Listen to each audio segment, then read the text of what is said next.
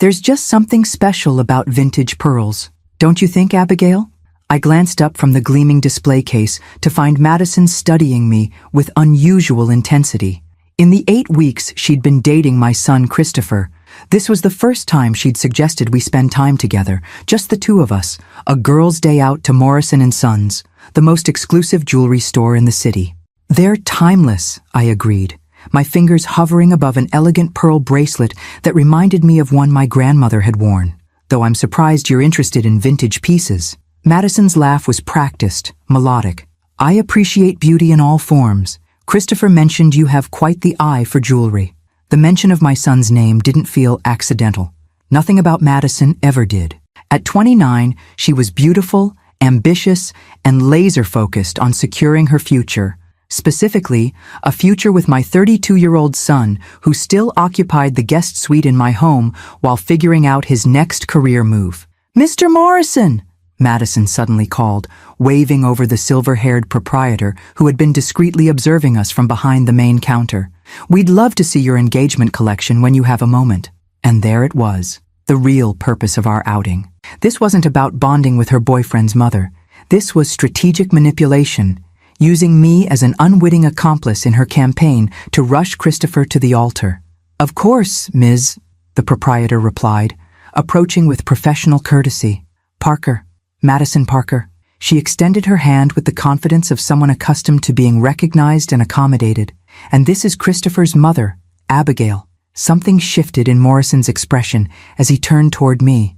Recognition, followed by a warm smile that transformed his professional demeanor into genuine pleasure. "Mrs. Cooper? Abigail Cooper?" I nodded, surprised. "Yes, though I'm not sure we've met. We haven't had the pleasure, but your reputation precedes you. Your charitable work with the Children's Symphony Fund is legendary." He clasped my hand between both of his. "My wife serves on the hospital board with Marianne Hollister, who speaks so highly of you." Madison's perfectly maintained smile faltered slightly. "How kind," I murmured, touched by the unexpected connection. "Please give my best to your wife." "I absolutely will." Morrison glanced between us, then made a decision. "Ladies, I'd be honored if you'd join me in our private viewing room. We've just received a remarkable collection I believe you'll appreciate, Mrs. Cooper." Before I could respond, he gestured to an assistant who appeared with practiced efficiency. "Rebecca, please prepare the Sapphire Room and bring refreshments for Mrs. Cooper and her guest." "The Sapphire Room," Madison interjected, her voice rising slightly. "Isn't that usually reserved for our most distinguished clients?" Morrison completed smoothly. "Right this way, please." As we followed him through the main showroom, I caught Madison's reflection in one of the mirrors, her expression a complicated mixture of confusion and annoyance. This wasn't proceeding according to her script. In her scenario, she was the sophisticated one guiding her boyfriend's dowdy mother through the intimidating world of high-end jewelry, not watching that same mother receive VIP treatment. The Sapphire Room was a revelation. Intimate lighting, illuminating walls of midnight blue velvet, a small settee positioned before a curved display counter, and a discreet champagne bar in the corner. Rebecca appeared with a silver tray, bearing flutes of champagne and delicate pastries. "Mrs. Cooper, please make yourself comfortable," Morrison invited, as another associate entered with several velvet-lined trays. "These pieces just arrived from our European auction acquisition. Given your appreciation for historical craftsmanship, I thought you might enjoy them." Madison's eyes narrowed as she watched me being seated in the position of honor on the settee. This was clearly not her first visit to Morrison & Sons, yet she had never been granted access to this inner sanctuary. "Actually," she interjected with forced brightness, "we were primarily interested in engagement settings. Christopher mentioned he might be ready to take that step soon, and I thought his mother might help with selecting something appropriate for the family." I carefully kept my expression neutral, though inwardly I was startled by her brazen fabrication. Just last week, Christopher had explicitly told me he was nowhere near ready to consider marriage, especially with someone he'd known less than 2 months. "Of course," Morrison nodded diplomatically. "We can certainly view those collections as well. But first," he unveiled the first tray with a flourish, revealing a stunning array of vintage pieces. "I thought Mrs. Cooper might appreciate these, given her expertise." Madison stiffened beside me. "Expertise?" Morrison smiled. "Your mother-in-law, forgive me, Your boyfriend's mother has quite the reputation among certain circles for her discerning eye. The Children's Symphony Gala auction last year featured several pieces she selected that broke all previous fundraising records. I felt a flush of modest pleasure at the recognition of my volunteer work. After my divorce 15 years ago, I'd redirected my energies toward charitable causes, discovering an unexpected talent for curating jewelry collections donated for fundraising events. How interesting. Madison's voice had taken on a brittle quality. Christopher never mentioned his mother was a jewelry enthusiast. It's just a hobby, I demurred, reaching for one of the trays. A delicate pearl and sapphire bracelet caught my eye, its craftsmanship extraordinary. Oh, this is exquisite. As Morrison helped me fasten it around my wrist, I noticed Madison's expression darkening, her champagne untouched beside her. The careful facade of interested future daughter-in-law was cracking visibly with each moment I remained the center of attention rather than a prop in her marriage campaign. Perhaps we could see those engagement rings now, she suggested, her patience clearly waning, since that's what we actually came for. Morrison's professional smile never wavered. Of course, Rebecca will assist with that momentarily. But first, Mrs. Cooper, do try on the matching earrings. They're quite enough. Madison's voice sliced through the refined atmosphere like a discordant note. This is ridiculous. We've been here 30 minutes and you're fawning over her like she's royalty. She's nobody, just a divorced housewife living off alimony. The room froze in shocked silence. Even Madison seemed surprised by her own outburst, though not enough to retreat. In one swift motion, she grabbed my wrist and yanked, unfastening the bracelet with such force that I gasped in pain. You're making a fool of yourself, she hissed, dangling the bracelet contemptuously, pretending to be some kind of jewelry expert. What a pathetic joke. You're nothing but a clown. A sad, desperate clown trying to seem important. As the bracelet slipped from her fingers to the plush carpet, the door to the sapphire room opened. A commanding figure filled the doorway, tall, broad-shouldered, impeccably dressed in a bespoke suit that spoke of wealth worn with comfortable familiarity. His deep voice cut through the room with the quiet authority of someone accustomed to immediate respect. "Touch my wife again," he stated with deadly calm, his steel-gray eyes fixed on Madison, "and see what happens." For one suspended moment, nobody moved. Madison's face drained of color as she registered the man framed in the doorway, his imposing height, the unmistakable authority in his bearing, and most significantly, the cold fury in his eyes. I recognized him instantly, though we'd never met. Joseph Walker, founder and CEO of Walker Grand Hotels, whose face regularly graced business magazines and society pages. The kind of wealth that didn't need to announce itself because everyone already knew. I'm sorry, Madison stammered, recognition dawning in her wide eyes. There's been a misunderstanding. I didn't realize that she's my wife. Joseph stepped fully into the room, his gaze shifting briefly to me with such perfect simulation of concerned affection that I felt my breath catch. Or you didn't realize someone would object to your manhandling her. Without conscious thought, I slipped into the role he'd created. Survival instinct, perhaps, or simple appreciation for his unexpected intervention. "Darling," I said, my voice carrying just the right note of relieved gratitude. "I wasn't expecting you for another hour." Joseph moved to my side with smooth confidence, helping me to my feet with a gentleness that contrasted sharply with his intimidating presence. His hand at the small of my back felt steadying, almost familiar. "Meeting ended early," he replied, his eyes conveying a silent message. "Play along."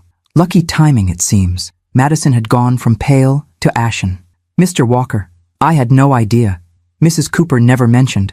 I would never have—" "And yet you did," he cut her off, voice deceptively soft. "Called my wife a clown, I believe? Questioned her worth? In my experience, Ms. Parker," she whispered.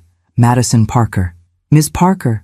In my experience, people reveal their true character not when things are going their way, but precisely in moments like these." He bent to retrieve the bracelet from the floor, examining it before placing it carefully in my palm, closing my fingers around it with a gesture both protective and possessive.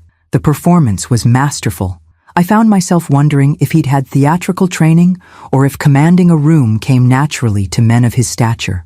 "It won't happen again," Madison promised, desperation evident in every syllable. Please, this is all a terrible misunderstanding. Christopher, Abigail's son, and I are practically engaged. We're practically family. Practically, Joseph echoed, the single word somehow devastating in its skepticism. Morrison, who had observed this unexpected drama with professional discretion, finally spoke. Perhaps Miss Parker would like to view our engagement collection in the main showroom while Mrs. Cooper recovers from this unfortunate incident. The graceful exit opportunity wasn't lost on Madison, who nodded frantically. Yes, that would be perfect. Abigail, I'm truly sorry. Mr. Walker, it was an honor to meet you, despite the circumstances. Neither of us acknowledged her apology as Rebecca escorted her from the Sapphire Room, the door closing with a decisive click behind them. In the sudden quiet, Joseph Walker stepped back, a respectful distance opening between us now that our audience had departed. I apologize for the presumption, Mrs. Cooper, he said, his voice warmer but still formal. It seemed the most expedient way to address the situation. No apology necessary, Mr. Walker. I found myself smiling despite the lingering shock of Madison's behavior. That was quite the gallant rescue. Joseph, please. He returned my smile, the severity of his expression transforming into something unexpectedly charming. And it was my pleasure. Though I must admit, I've never acquired a wife quite so suddenly before. A surprised laugh escaped me. Nor have I found myself married without my knowledge. Abigail Cooper. I extended my hand, which he took with a courtly inclination of his head. I know. At my raised eyebrow he clarified, Morrison mentioned your name when I arrived for my appointment. I was waiting in the adjacent room when I overheard the disturbance. Morrison cleared his throat discreetly. I'll give you both a moment of privacy. Mrs. Cooper, please take all the time you need. The bracelet, of course, remains available for your consideration whenever you're ready. After he departed, Joseph gestured to the settee. May I join you? I believe we have a rather unusual introduction to process. As we sat, I studied him more carefully. Distinguished was the word that came to mind. Silver hair that enhanced rather than aged him, lines around his eyes that spoke of laughter rather than hardship, and an ease within himself that suggested a man comfortable with his place in the world. Thank you, I said simply. She caught me completely off guard. Family can do that, he observed, his perceptiveness surprising me. Though I gather she's not actually family yet? My son's girlfriend of 8 weeks, I confirmed. Though according to her, they're practically engaged. Joseph's laugh was unexpectedly warm. Something tells me your son might have a different perspective on that timeline. Indeed he would. I hesitated, then added, I should probably warn him about what happened here today. Over dinner, perhaps? Joseph suggested, then immediately held up a hand. Forgive me. That was presumptuous after an already presumptuous introduction. I found myself considering his suggestion with more seriousness than I would have expected. There was something refreshingly direct about him, a clarity of purpose without games or manipulation, the precise opposite of what I'd just experienced with Madison. Actually, I heard myself saying, dinner would be lovely, as a proper thank you for your timely intervention.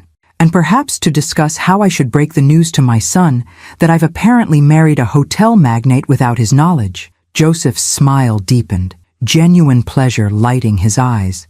I know just the place, assuming you're comfortable being seen with your new husband, of course. For the first time since Madison's outburst, I felt the tension fully leave my body, replaced by an unexpected flutter of anticipation. Well, I replied with newfound lightness, we might as well enjoy our honeymoon period while it lasts. Joseph's chosen restaurant was discreetly elegant, a hidden gem tucked away from the city's more ostentatious dining establishments. No sign announced its presence, just a simple brass plate beside a heavy oak door that read, Oliveira's, one of the city's best-kept secrets, Joseph explained, as the maitre d' led us to a secluded corner table. Family-owned for 3 generations. The kind of place where you'll never see a cell phone at the table or hear anyone name-dropping.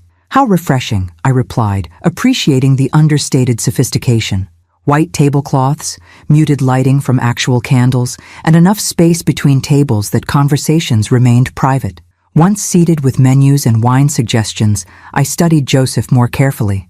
So, Mr. Walker. Joseph, he corrected gently. Joseph, I amended. Do you often ride to the rescue of strange women being berated in jewelry stores, or was today a special occasion? His laugh lines deepened. I assure you, today was unprecedented, though I must confess, I was already aware of who you were before the incident. This surprised me. Oh? Morrison mentioned your name when I arrived for my appointment, something about the Symphony Fund. It registered because I've contributed to their annual gala, though we've never crossed paths there. The coincidence made me smile. I've chaired the auction committee for the past 5 years. Small world. Indeed. He held my gaze a moment longer than strictly necessary. Though I suspect you and I have been moving in adjacent circles for some time without intersecting. There was something unexpectedly compelling about his direct manner. No games, no pretense, just straightforward interest. After 15 years of navigating post-divorce dating scenes filled with agenda-laden interactions, the simplicity was almost disorienting. And what brought you to Morrison's today? I asked. Since we're now apparently married, I should probably know what my husband shops for at exclusive jewelers. His expression softened with remembered affection. My sister's 70th birthday next month. She's always been my strongest supporter, from my first struggling hotel to the international chain. I wanted something special for her. The genuine warmth in his voice revealed more about him than perhaps he realized. A successful man who prioritized family relationships spoke volumes about his character. And you? He inquired. Before Miss Parker's intervention, what brought you there? I sighed, the memory of Madison's scheme returning. A manipulation, it seems. Madison orchestrated the outing, presumably to plant marriage ideas regarding my son. I suspect she thought I'd be so dazzled by expensive jewelry that I'd start dropping hints to Christopher about proposals. Instead, she discovered you were already known and respected there, Joseph observed. That clearly wasn't in her script. No, I agreed as our wine arrived. Madison has a very specific view of me as the boring, irrelevant mother who should be grateful for her attention. Finding out I had any sort of independent identity beyond Christopher's mom threw her completely. Joseph raised his glass in a small toast. To independent identities, then. As we clinked glasses, I felt an unexpected flutter of connection. There was something liberating about sharing a meal with someone who had no preconceptions about me. No shared history to navigate, no family dynamics to consider, just two adults enjoying each other's company. I should warn you, I said after our first course arrived, I may need to call my son after dinner. Given Madison's temperament, I suspect she's already crafting a version of today's events that paints her as the victim. Joseph nodded thoughtfully. Family dynamics are always complicated. Do you and your son have a close relationship? We do. Though it's been tested since he moved back home last year after his startup collapsed. I hesitated, then decided on honesty. Christopher is brilliant, but struggles with follow-through. Madison is his third relationship this year and easily the most determined. And his father's involvement? Minimal, by his choice. The divorce was 15 years ago, and Edward's new family in Seattle occupies most of his attention. Joseph absorbed this without judgment. And your other children? You mentioned just the one son earlier. My daughters, Emma and Sophia, live on opposite coasts. Emma's a pediatrician in Boston. Sophia works in environmental law in San Francisco. Pride warmed my voice. They're both wonderfully independent, which means I rarely see them outside of holidays. They sound remarkable, Joseph said, genuine interest in his expression. They must take after their mother. The compliment, delivered without flattery, brought unexpected warmth to my cheeks. Kind of you to say, though you know very little about me, beyond my apparent ability to attract drama in jewelry stores. I know you volunteer significant time to children's causes, he countered. I know Morrison holds you in high esteem, which says something about both your character and your expertise. And I know you handled a deeply uncomfortable situation today with remarkable grace. His observations, specific and thoughtful rather than generic flattery, struck me. This man actually paid attention. A rarer quality than one might expect. Your turn, I said, deflecting from my sudden self-consciousness. Tell me something about Joseph Walker that isn't in the business profiles. He considered this, his expression thoughtful. I make terrible pancakes but excellent omelets. I collect first edition mystery novels. And despite owning hotels around the world, I'm happiest at my lake cabin in Vermont, where the internet connection is questionable at best. Each detail revealed a man more nuanced than his public persona suggested. As our dinner progressed through excellent food and surprisingly easy conversation, I found myself genuinely enjoying his company. His dry humor, his thoughtful questions, his evident interest in my responses. By dessert, I realized with some surprise that I hadn't once checked my phone or thought about Madison's drama in over an hour. For the first time in longer than I could remember, I was simply present, engaged in the moment with someone who seemed equally engaged with me. When Joseph insisted on driving me home despite my protest that I could easily call a car service, I found myself accepting with unexpected pleasure. After all, he said with that warm smile that was becoming familiar, what kind of husband would I be if I didn't see my wife safely home? Joseph's Bentley had just pulled away from my driveway when I noticed Christopher's car parked on the street, unusual for a Tuesday evening when he typically worked late. The living room lights blazed despite the hour, another deviation from routine. I had barely closed the front door when my son's voice came from the direction of the kitchen, tight with barely contained emotion. "Mom, is that you? We need to talk." The "we" was immediately apparent. Madison sat at my kitchen island, eyes reddened in a perfect simulation of distress, while Christopher paced nearby, his expression thunderous. They'd clearly been waiting for my return. A coordinated ambush. "Good evening," I said calmly, setting my purse on the entryway table. "This is unexpected." "Unexpected?" Christopher's voice rose. "You humiliate Madison at some fancy jewelry store, and you call that unexpected?"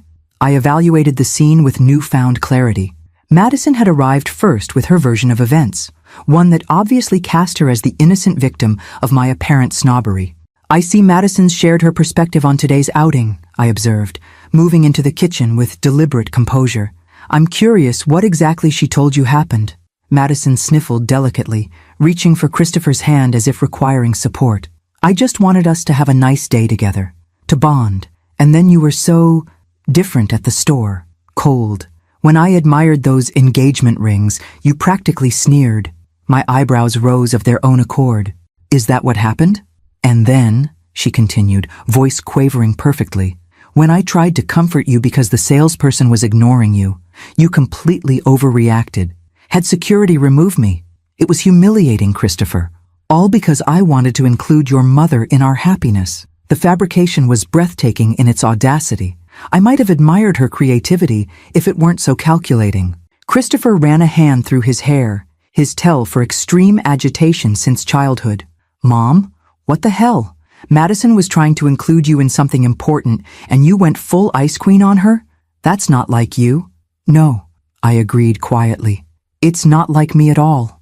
Madison must have sensed dangerous waters in my calm, because she quickly added, "I know you've been lonely since the divorce. Maybe seeing happy couples is difficult. I understand. I really do. We can forget the whole thing happened." The patronizing tone made my decision easier. I'd planned to speak with Christopher privately, to gently open his eyes to Madison's manipulations. But this performance demanded a different approach. "Christopher," I said evenly, "would you like to hear what actually happened today? Because Madison has just delivered a masterclass in creative fiction." Madison's eyes narrowed fractionally before widening in manufactured hurt. "See? This is exactly what I mean. So defensive, so hostile." "Actually," I continued, pulling out my phone, "let's start with why Madison really arranged today's outing. Not for bonding, but because she wanted to manipulate me into pressuring you toward a proposal." Christopher blinked, thrown off script. "What? No, that's not..."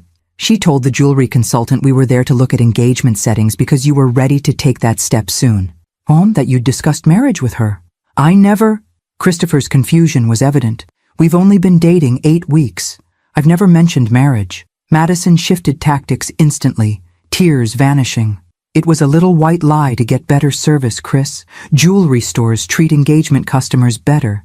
It wasn't serious. Then why tell me you were going there to bond with Abigail?" His voice had taken on a new edge. "Those are very different stories, Madison." She straightened, abandoning the victim pose entirely. "Does it matter? The point is, your mother embarrassed me in front of everyone, made a huge scene when I was just trying to be friendly." "A scene," I repeated thoughtfully. Interesting characterization from someone who called me a pathetic clown and physically grabbed jewelry off my wrist.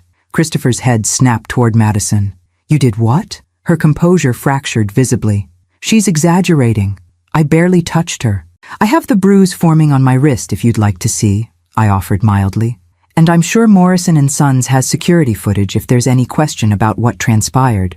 Madison's expression shifted to cold calculation. Fine. I got upset when they treated her like royalty while ignoring me. It was embarrassing. But then her boyfriend or whatever showed up and threatened me.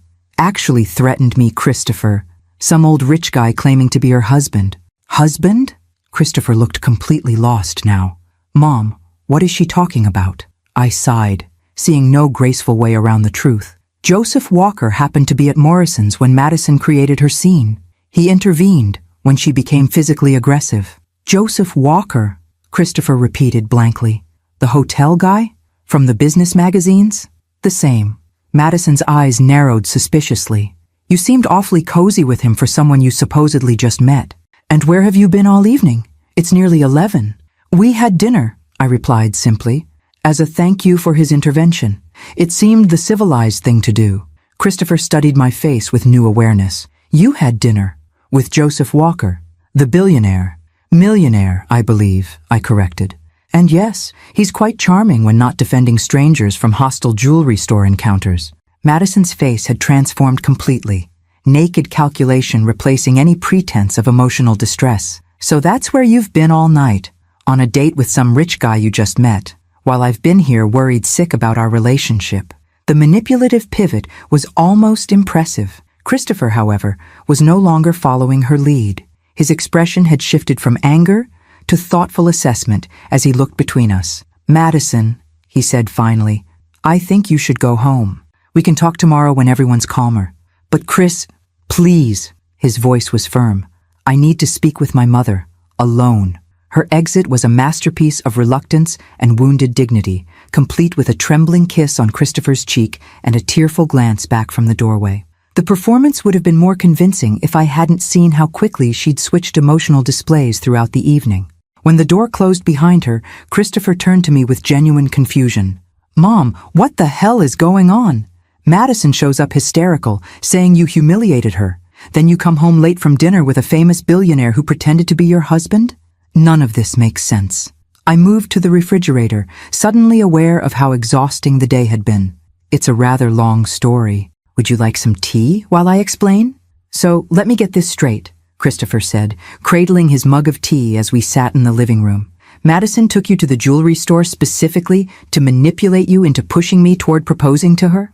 That appears to have been the plan, I confirmed. She seemed quite thrown when the staff recognized me and offered VIP treatment. It didn't fit her narrative of being the sophisticated one guiding her boyfriend's dowdy mother. Christopher winced. Has she always been this calculating? How did I miss it? She's skillful, I offered, not wanting to wound his pride further. And you've been focused on rebuilding after the startup failure. Sometimes we see what we need to see in relationships. He ran a hand through his hair again, a gesture so reminiscent of his childhood that my heart softened. At 32, my son was still finding his way, still vulnerable to those who recognized his insecurities. And then, Joseph Walker just happened to be there? The Joseph Walker? And he pretended to be your husband to rescue you from Madison's tantrum? I couldn't help smiling at his incredulity. Life occasionally delivers moments worthy of a film script. This was apparently one of them. And then you went to dinner with him, Christopher continued, processing. Just like that. It seemed the appropriate way to thank him, I replied, though I recognized the inadequacy of this explanation even as I offered it. The truth was both simpler and more complex. I had wanted to spend more time with Joseph, a realization that still surprised me. Christopher studied me with newfound attention. You like him. I enjoyed his company, I acknowledged carefully. He's intelligent, straightforward, and refreshingly free of agenda. Unlike Madison, Christopher added grimly. I didn't say that. You didn't have to. He set down his mug with a decisive click. I've been an idiot, haven't I? She's been pushing for keys to the house, suggesting we combine finances for efficiency, dropping hints about engagement rings, all after less than 2 months of dating. His awareness both relieved and concerned me. Christopher, I didn't tell you this to turn you against Madison. That's your relationship to evaluate. Mom, his expression was wry. She physically grabbed you and called you a clown in public, then came here and lied about the entire incident. I think we're past the point of gentle evaluation. The blunt assessment reassured me that despite his sometimes directionless approach to life, my son's moral compass remained intact. What concerns me more, he continued, surprising me, is that you felt you couldn't tell me directly about her behavior, that you were planning to gently open my eyes rather than just saying, your girlfriend is manipulative and aggressive. This observation caught me off guard. I didn't want to seem like the interfering mother who dislikes her son's girlfriend. Because Madison has been positioning you that way, he concluded with unexpected insight, setting up a dynamic where any criticism from you would seem like jealousy or possessiveness. I blinked at his perception. That's remarkably astute. I'm not completely oblivious, he said, with a self-deprecating smile, just occasionally blinded by a pretty face and well-executed flattery. We sat in companionable silence for a moment. The tension that had greeted my arrival completely dissipated. When Christopher spoke again, his tone had shifted to cautious curiosity. So, Joseph Walker, he's what, around your age? I believe he's 68, I replied, immediately regretting the readiness of my answer.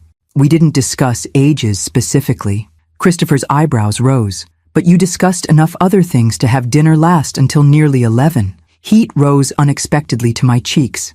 We had a great deal to talk about after our unusual introduction. Uh-huh. His expression turned playful, a welcome change from the earlier distress. And will you be having more things to talk about in the future? He did mention showing me his newest hotel property, I admitted. The restoration of that historic building downtown. Apparently, they've preserved some remarkable architectural details. Christopher's smile widened. So you have a second date? It's not a date, I protested automatically, then paused. At least, I don't think it's a date. It's a professional courtesy. Mom, Christopher's voice gentled. It's okay if it is a date. You know that, right? You're allowed to have a personal life. His permission, though unnecessary, touched something vulnerable within me. Since the divorce, I'd oriented my entire existence around my children, my volunteer work, maintaining the home that had become Christopher's safety net. The possibility of prioritizing my own romantic interests felt almost transgressive. It's been a very long time since I've dated anyone, I said quietly. And Joseph Walker is, well, he's Joseph Walker. His world is rather different from mine. Is it? Christopher challenged gently. You both serve on arts boards. You're both at the stage of life where your children are grown. And apparently, you both shop at fancy jewelry stores and enjoy the same restaurants. Put that way, the gap between our worlds seemed less daunting. Still, I tempered my expectations. One dinner and a potential tour of a hotel restoration hardly constitutes a relationship, Christopher. But it's a start, he insisted. And Mom, I haven't seen you blush like that in, well, maybe ever. I touched my cheeks self-consciously, annoyed to find them still warm. It's been an unusual day. Christopher's expression sobered. About Madison, I need to end things. Cleanly. Someone who treats you that way isn't someone I want in my life. Relief washed through me, though I tried not to show it too plainly. That's your decision to make, but I appreciate the sentiment behind it. He stood, stretching with the lanky grace he'd had since adolescence. I should get some sleep. Early meeting tomorrow with that tech startup I told you about. Might be a job opportunity. As he bent to kiss my cheek, a gesture that had become rarer as he'd established his adult identity, he added, And Mom, I think it's great that you're making new friends. You deserve someone who sees how amazing you are. After he'd gone upstairs, I remained in the living room, turning the day's events over in my mind. Madison's shocking behavior, Joseph's unexpected intervention, the dinner that had stretched for hours as conversation flowed with surprising ease. My phone chimed with a text message. Home safely? I realized I never confirmed our tour of the Walker Grand Restoration for Thursday afternoon. Still interested? Joseph. I found myself smiling as I typed my reply. Safely home, though to an unexpected confrontation with Christopher and Madison. She'd already arrived with her version of events. All resolved now. And yes, Thursday sounds lovely. His response came almost immediately. Confrontation? Everything all right? I'm free for lunch tomorrow if you'd like to talk about it. The prompt offer of support, without pressure or expectation, warmed me unexpectedly. I hesitated only briefly before responding. Lunch would be nice, and don't worry, the confrontation ended better than it began. My son sees more clearly now. As I prepared for bed, I found myself contemplating the strange turns life could take. 24 hours ago, Joseph Walker had been a name I recognized only from business news. Madison had seemed merely ambitious rather than manipulative, and I had been contentedly settled in my routine of volunteer work and quiet evenings at home. Now everything felt slightly altered. Familiar landscapes viewed from a new angle, revealing unexpected possibilities I hadn't considered in years. Carmela's Cafe occupied the ground floor of a renovated brownstone, its patio tables shaded by canvas umbrellas in crisp navy and white. Joseph was already seated when I arrived, rising immediately as he caught sight of me. His courtly manners, standing when a woman arrived or left the table, opening doors, walking on the street side of the sidewalk, belonged to an earlier era, yet never felt performative or exaggerated. "You look lovely," he greeted me, his smile warming his eyes. "I hope you don't mind the outdoor seating. The weather seemed too perfect to waste." "It's ideal," I agreed, settling into the chair he held for me. The spring air carried the scent of nearby flowering trees, a welcome respite from air conditioning. After we'd ordered a Mediterranean salad for me, grilled salmon for him, Joseph leaned forward slightly. "So, tell me about this confrontation." I was concerned. I recounted the previous evening's drama, from Madison's theatrical tears to Christopher's eventual clarity. Joseph listened attentively, his expression thoughtful. "Your son sounds perceptive," he observed when I'd finished. Once he had all the information. "He is," I agreed, though sometimes slow to recognize manipulation when it's wrapped in flattery and attention. "A common human vulnerability," Joseph noted without judgment. "We all have our blind spots, especially when it comes to romantic relationships." The waiter arrived with our meals, providing a natural pause in the conversation. As we began eating, Joseph asked, "Has Madison made any attempt to contact you today?" 3 text messages, increasingly desperate in tone, I confirmed. First apologizing for the misunderstanding, then suggesting we start fresh for Christopher's sake, and finally proposing brunch this weekend to clear the air. Joseph's eyebrows rose, persistent. "And calculating," I added. "She doesn't know that Christopher has already decided to end things. She's trying to neutralize me as a threat before he fully processes what happened." "Strategic," Joseph acknowledged, "though ultimately futile if your son has seen through the facade." "Christopher texted that he's meeting her this evening to end things. He seemed quite resolved." Joseph studied me over his water glass. "And how do you feel about all this? Being thrust into the middle of your son's relationship drama couldn't have been pleasant." The question was refreshingly direct. Most people would have focused exclusively on the Madison situation or Christopher's reactions, skipping over my own experience entirely. "Relieved," I admitted, but also somewhat guilty for feeling relieved. No mother wants to be the catalyst for her child's breakup, even when it's clearly for the best. Joseph nodded. "The maternal instinct to protect your children from pain, even necessary pain." "Exactly. Though at 32, Christopher hardly needs my protection." "Don't be so sure," Joseph replied with a wry smile. "My sister still tries to protect me at 68. I suspect it's a lifelong impulse." This glimpse into his family dynamics intrigued me. "You've mentioned your sister several times. You must be close." "Elizabeth has been my rock since our parents died," he confirmed. "She's the reason I started the hotel business in the first place." I tilted my head questioningly, and he elaborated. "After college, I was working in commercial real estate, mostly office buildings. Lizzie was diagnosed with lupus, and her medical treatments required frequent travel to specialists. The accommodations in these medical centers were always abysmal, sterile, depressing, the last thing someone needs when facing health challenges." His expression softened with remembered determination. "I decided patients and their families deserved better. Converted an old building near Mayo Clinic into my first Walker Grand, luxury accommodations specifically designed for long-term medical stays with kitchenettes, comfortable workspaces for family members, and absolutely no hospital aesthetics. That's not the origin story I would have expected for a luxury hotel chain," I admitted, touched by the personal motivation behind his business empire. "Most people assume I started with business travelers or tourism," he acknowledged. "The medical focus is still there, though less prominent now. Every Walker Grand maintains a foundation suite in each property, reserved for families facing catastrophic medical situations. The revelation shifted my understanding of him.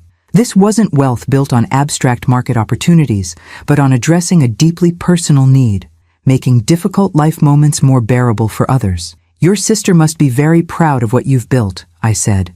She reminds me regularly that she's responsible for my success, he replied with affectionate humor.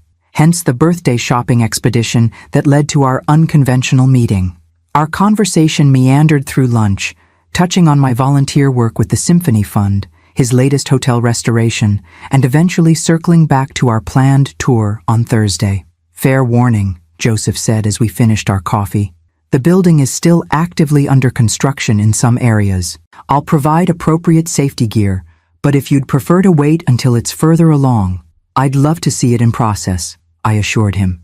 The transformation is always the most interesting part. Something in my response seemed to please him. Most people only want to see the finished product, all evidence of effort and challenge carefully concealed. Then they miss the most compelling part of the story, I countered. How something becomes what it is matters more than its final appearance.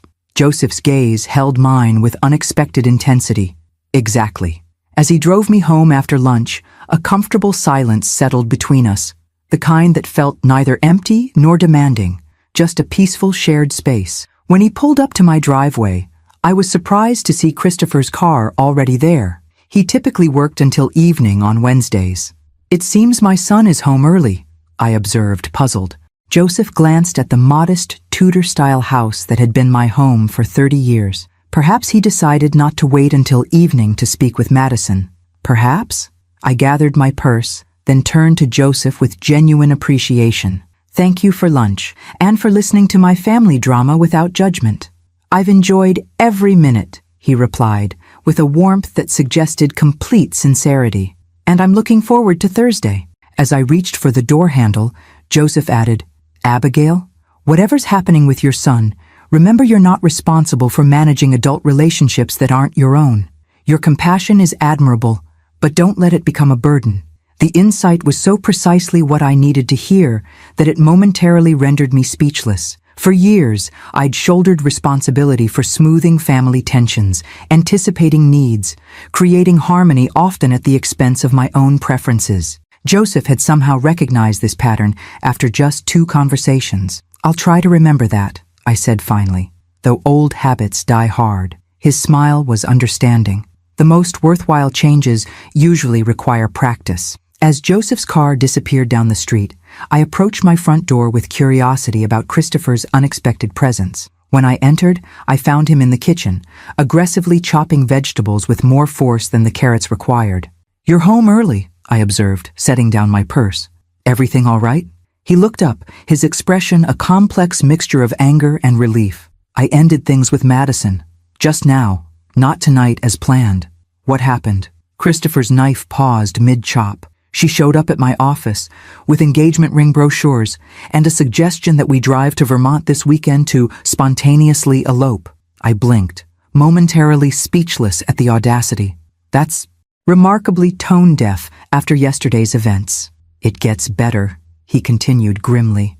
When I told her I knew what really happened at the jewelry store, she tried to convince me that you'd manipulated Joseph Walker into defending you, that you'd somehow orchestrated the entire confrontation to make her look bad. That's quite the conspiracy theory, I observed, keeping my voice neutral despite the absurdity. Apparently I'm both pathetically irrelevant and diabolically calculating. Christopher's laugh held little humor. That's exactly what doesn't make sense about her version. She can't decide if you're a sad, lonely divorcee or a master manipulator with wealthy men at your beck and call. The characterization stung slightly, though I knew it came from Madison rather than my son. And how did she take the breakup? He resumed chopping, his movement still sharp with residual tension. First denial, then tears, then threats about how I'll regret losing her. The full spectrum. I finally had to ask security to escort her out when she refused to leave my office. I'm sorry, I said, meaning it. That couldn't have been easy. Christopher sighed, his anger seeming to deflate. The worst part is how clearly I see the red flags now. They were there from the beginning. The love bombing, the rushed intimacy, the subtle isolation from friends who weren't supportive enough of our relationship. I moved to the refrigerator, retrieving ingredients to complement whatever stress-cooking project he'd initiated. Don't be too hard on yourself. Manipulative people are skilled at what they do. I guess. He dumped the chopped vegetables into a bowl with unnecessary force. Anyway, that's over. Completely over. As we prepared dinner together, a ritual from his childhood that still emerged in times of stress, I debated whether to mention my upcoming tour with Joseph. Christopher resolved my dilemma by noticing my distraction. "You seemed deep in thought just now," he observed. "Everything okay?" "Just thinking about Thursday," I admitted. "Joseph is showing me the Walker Grand Restoration downtown." Christopher's expression lightened. "So the second date is still on. Good." "It's not a date," I protested automatically, then caught myself. "Or perhaps it is. I'm not entirely sure, which probably indicates how long it's been since I've dated anyone."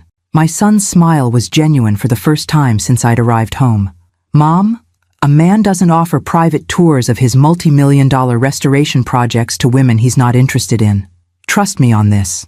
As we continued cooking, I found myself contemplating the possibility that Christopher was right, that Joseph's interest might extend beyond friendly gratitude for an unusual shared experience. The thought was both exhilarating and terrifying, like standing at the edge of a high dive after decades away from the pool. But perhaps it was time to remember what it felt like to take the plunge. The Walker Grand Restoration Project dominated the corner of Hawthorne and Fifth, its imposing limestone facade partially obscured by sophisticated scaffolding. Originally built in 1928 as First Metropolitan Bank, the building had cycled through various incarnations: financial headquarters, government offices, and briefly an ill-conceived shopping arcade, before standing vacant for nearly a decade. Joseph waited for me at a temporary entrance marked Site Office, his usual immaculate suit replaced by well-tailored dark jeans and a charcoal button-down. Despite the more casual attire, he maintained that indefinable air of authority that seemed as natural to him as breathing. "Right on time," he greeted me with evident pleasure. "I've been looking forward to showing you this project. It's something of a personal passion." "I've been looking forward to seeing it," I replied truthfully. The building had been a downtown landmark throughout my life, its gradual decline a source of community concern until Walker Hotels announced its acquisition 2 years ago. Joseph handed me a white construction helmet and a high-visibility vest that matched his own. "Safety first," he explained. "Some areas are still very much active construction zones." As we entered the main lobby, I gasped involuntarily. Soaring ceilings with restored Art Deco moldings arched over a space simultaneously grand and intimate. The original marble floors had been meticulously cleaned and repaired, their geometric patterns complementing brass fixtures that gleamed as if newly minted. "This is extraordinary," I breathed, turning slowly to absorb the details. "You've maintained the original character while somehow making it feel contemporary." Joseph's expression warmed with obvious pride. That was exactly our goal, honoring the building's heritage while ensuring it meets modern expectations. He gestured toward an elegant reception area. The original bank teller stations have been repurposed as the hotel check-in. The brass detailing is all original, just restored. For the next hour, Joseph guided me through the building's transformation, guest rooms fashioned from former offices with original woodwork and windows carefully preserved, the grand ballroom that had once been the bank's main floor, its massive chandeliers rebuilt with LED technology that mimicked the warm glow of original incandescent bulbs, the rooftop garden created where mechanical equipment had once cluttered the skyline. Throughout the tour, I was struck by Joseph's intimate knowledge of every detail, not just the business aspects, but the craftsmanship involved. He knew the origin of the replacement marble when original pieces couldn't be salvaged, the name of the master woodworker who had recreated damaged moldings, the specific paint formulation developed to match the original colors while meeting modern environmental standards. "You're unusually hands-on for a CEO," I observed, as we paused in what would become the hotel's signature restaurant. "Most executives at your level would delegate these details to project managers." Joseph smiled, a hint of self-consciousness in his expression. "This building is special to me. My father used to bring me here when it was still First Metropolitan. He'd do his banking while I stared at the murals and ceiling details, inventing stories about the people depicted. This glimpse of the boy within the successful man touched me unexpectedly. So this restoration is personal. Very much so. He guided me toward a partially completed bar area where original bank vault doors had been incorporated into the design. When the property became available, I moved faster than our usual acquisition timeline. Some of my board thought I was being sentimental rather than strategic. And were you? I asked, genuinely curious. Both, he admitted with refreshing candor. The location and structure made business sense, but I would have found a way to justify it regardless. Some opportunities transcend spreadsheet logic. The philosophy resonated deeply, acknowledging practical realities while allowing space for emotional connection and meaning. It was a balance I'd always valued, but rarely heard articulated by successful business leaders. As our tour continued to the upper floors, Joseph pointed out a door at the end of a nearly completed hallway. I've saved something special for last, our signature suite. He used an electronic keycard to open the door, revealing a stunning 2-story space occupying the building's northwest corner. Floor-to-ceiling windows showcased dramatic city views, while a floating staircase led to a loft-style bedroom overlooking the main living area. "This is breathtaking," I said, moving toward the windows. The afternoon sunlight streamed through original leaded glass transoms, casting prismatic patterns across the polished wood floors. "The Elizabeth Suite," Joseph explained, joining me at the window. "Named for my sister, of course." "Of course," I echoed with a smile. "She'll be honored." "She's more likely to complain that the closets aren't big enough," he replied with affectionate humor.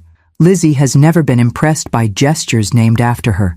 She prefers practical considerations." "A woman after my own heart," I observed, turning to take in the suite's thoughtful details. Reading nooks built into window embrasures, custom shelving that highlighted rather than concealed the room's architectural features, lighting designed to complement rather than compete with natural illumination. "I think you'd like each other," Joseph said, watching me explore the space. "You share a similar no-nonsense approach to life, and a deep appreciation for beauty that serves a purpose rather than existing merely for show." The observation was surprisingly insightful and accurate. Throughout my life, I'd been drawn to objects and spaces that balanced form and function, aesthetics and practicality. It was one reason I'd never fully embraced the purely decorative approach favored by many in my social circle. "When does the hotel officially open?" I asked, reluctantly moving toward the door as Joseph checked his watch. 8 weeks, he replied, though this suite will be completed ahead of schedule. I'm considering hosting a small preview dinner here for local arts patrons who supported the preservation efforts. Perhaps you might help me compile the guest list? The request, professional yet personal, involving me in his world without presumption, felt perfectly calibrated. "I'd be happy to," I agreed. The Symphony Fund Board includes several preservation advocates who would appreciate seeing the restoration up close. As we descended in the construction elevator, Joseph suddenly asked, "Would you have dinner with me tonight? There's a small Italian place near here that somehow survives despite refusing to take reservations or credit cards. Best risotto outside of Milan." The spontaneous invitation caught me off guard, though pleasantly so. "I'd love to," I replied before self-consciousness could intervene. "Though I'm hardly dressed for dining out." I gestured to my casual slacks and blouse, chosen for practicality rather than elegance. Joseph's smile deepened. "Perfect for Vittorio's. It's deliberately unpretentious. The owner believes atmosphere comes from food and conversation, not dress codes or designer flatware." 2 hours later, seated at a worn wooden table in a restaurant no larger than my living room, I understood exactly what Joseph meant. Vittorio's occupied the ground floor of a narrow brick building, its interior illuminated by simple pendant lights and candles in wine bottles. No tablecloths, no elaborate place settings, just phenomenal food served on mismatched china by the owner's family members. "This risotto is extraordinary," I acknowledged after my first bite. "Worth every bit of the 20-minute preparation time." "Vittorio refuses to pre-cook or rush the process," Joseph explained, visibly pleased by my appreciation. "He believes proper risotto requires patience and attention that can't be hurried." A philosophy that applies to many worthwhile things, I observed, accepting a piece of crusty bread he offered from the shared basket. Joseph's eyes met mine with that direct gaze that seemed to see beyond social niceties. Indeed it does. As our dinner progressed, conversation flowed with the same natural ease I'd experienced during our previous encounters. We discovered shared perspectives on arts education, similar taste in mystery novels, and a mutual appreciation for jazz that had surprised us both in our younger years. My college roommates thought I was painfully old-fashioned, I admitted, laughing at the memory. While they were blasting rock music, I was playing Ella Fitzgerald and Duke Ellington. I would have fit right in with your outdated tastes, Joseph replied with a smile, though I confess a particular weakness for early Miles Davis that might have tested even your patience. This glimpse of his younger self, already moving against prevailing trends, following his own preferences rather than popular opinion, seemed entirely consistent with the man before me.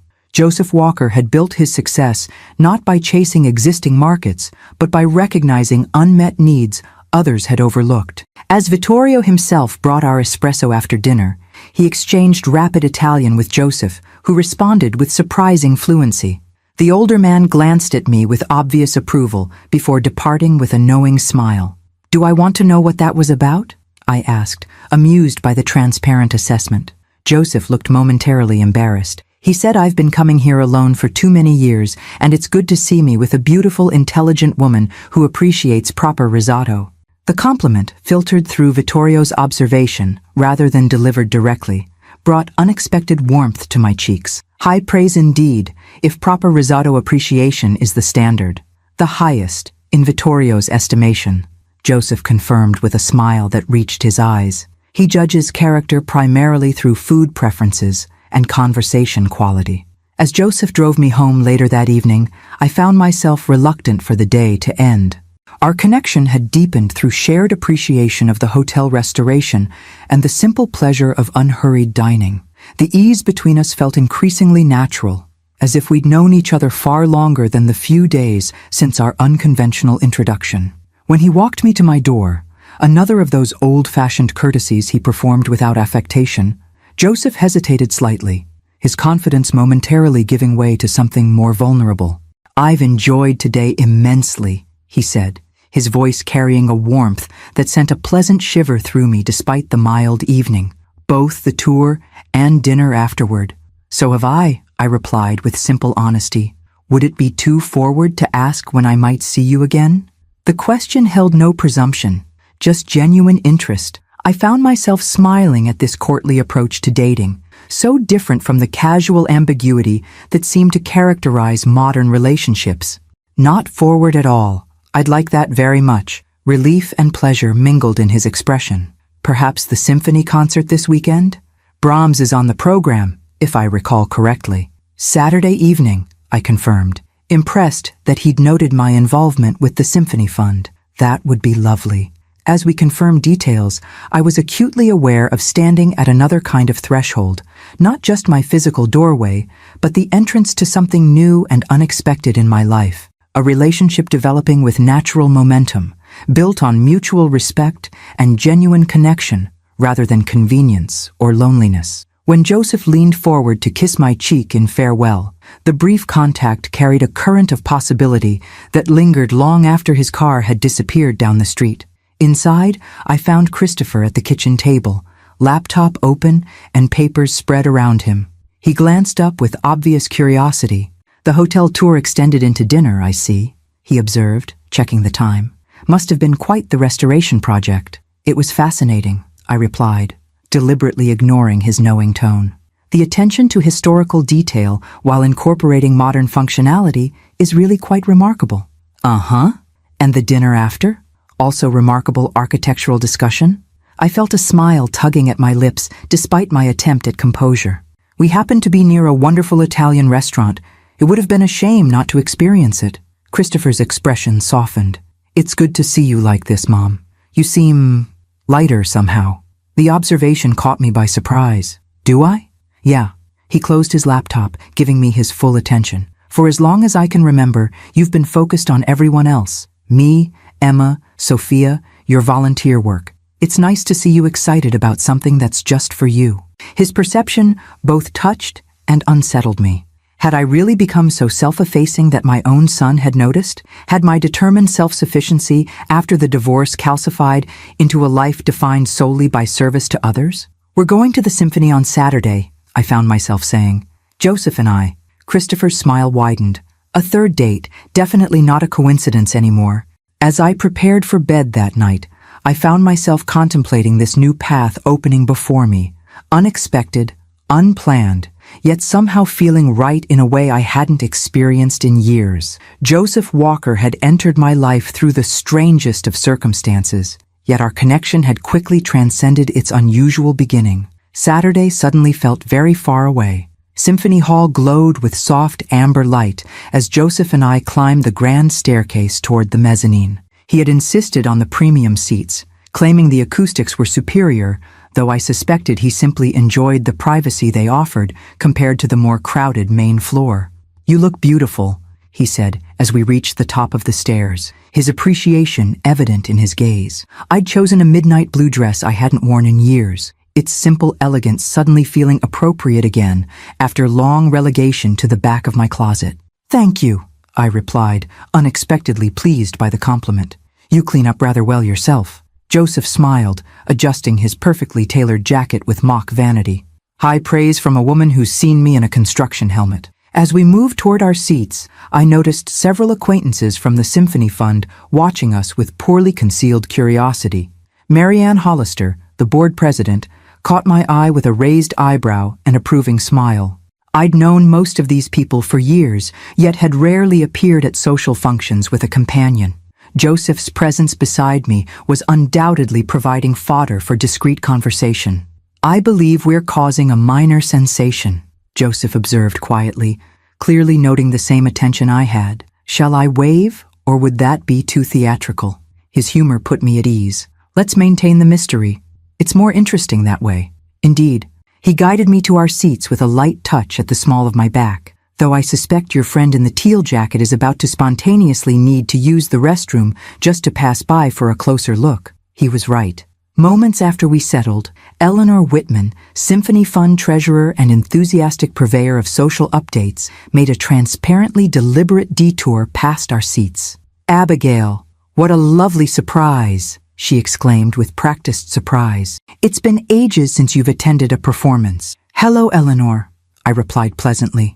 "I believe we saw each other at the fund meeting just last week." "Oh, of course, she agreed, her attention already shifting to Joseph. "And you've brought a guest? How wonderful." I performed the necessary introduction. "Eleanor Whitman, this is Joseph Walker. Joseph, Eleanor serves on the Symphony Fund board with me." Joseph stood with that old-world courtesy I'd come to appreciate, taking Eleanor's extended hand. "A pleasure to meet you, Mrs. Whitman. The Symphony Fund's work is remarkable." Eleanor practically vibrated with the networking opportunity that had fallen into her lap. "Mr. Walker, the hotel developer. Why, we've been hoping to approach you about our annual gala. Perhaps you'd consider hosting it at your new downtown property once it's completed." "I'd be happy to discuss possibilities," Joseph replied smoothly.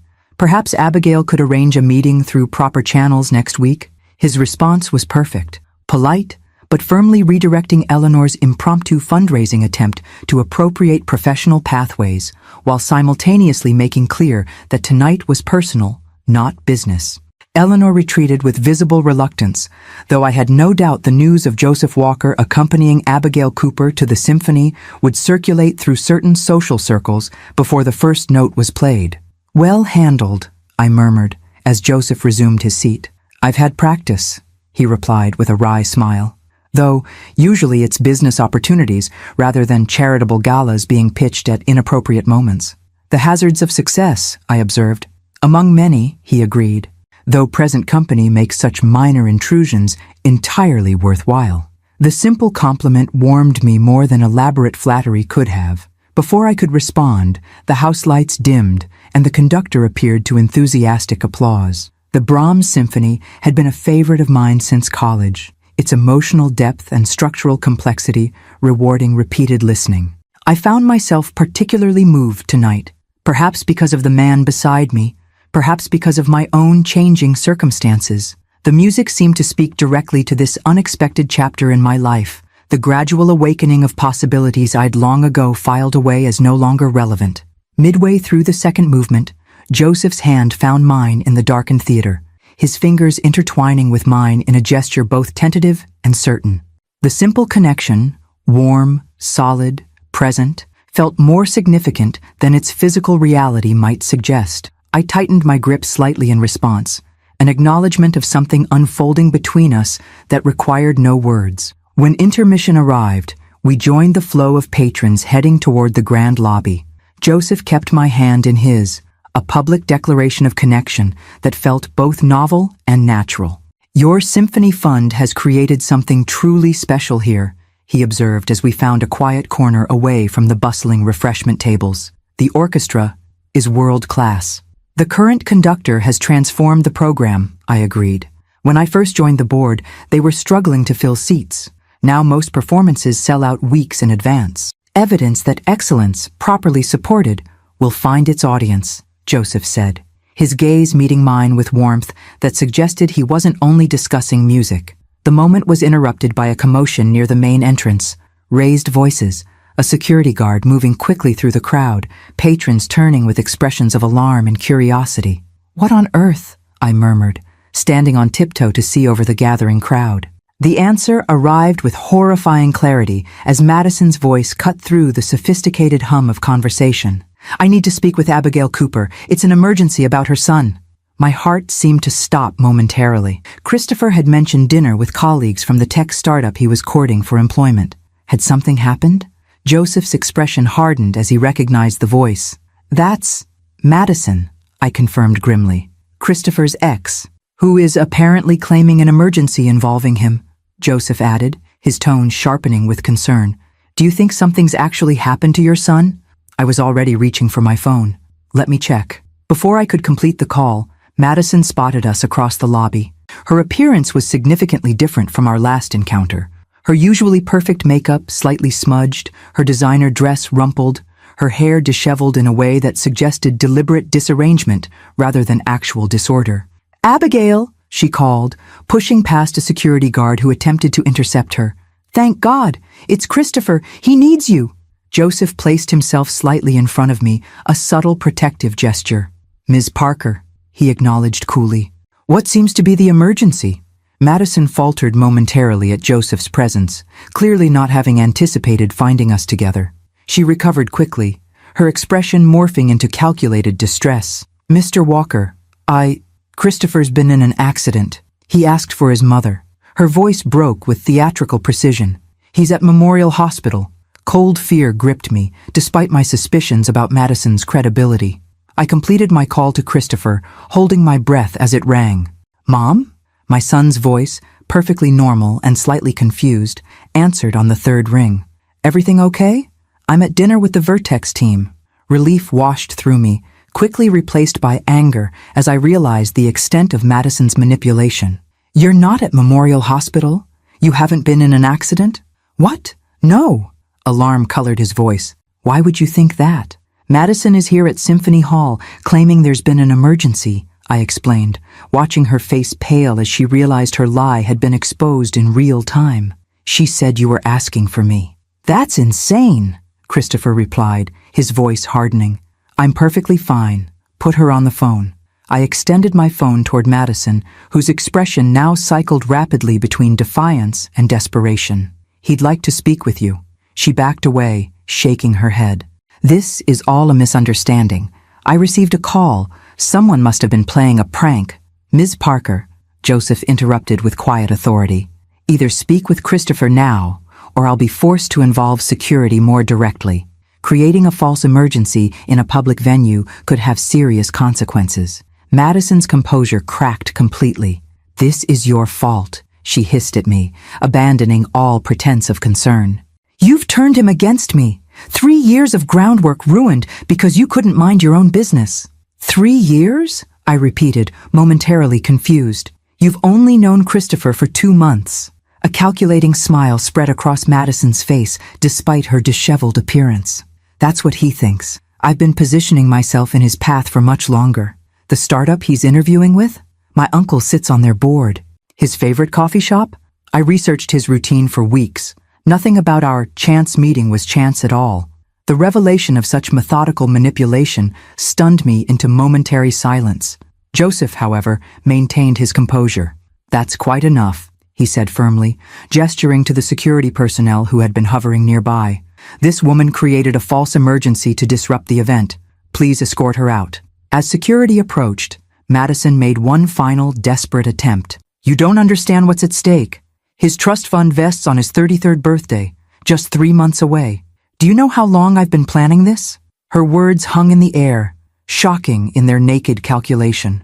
I stared at this woman who had targeted my son as if he were nothing more than a financial acquisition, her admission more damning than any accusation I could have made. "Christopher can hear you," I said quietly, holding up my phone where the call was still connected. Every word. Madison's face drained of color as she finally registered the active phone call. Without another word, she turned and fled, pushing past security and disappearing through the main doors before they could stop her. Joseph placed a steadying hand on my arm.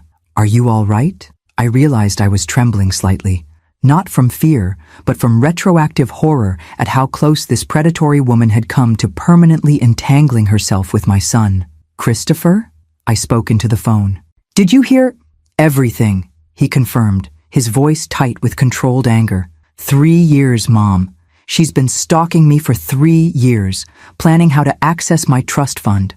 "I'm so sorry," I said, inadequate words for such a disturbing revelation. "Not your fault." His voice steadied slightly.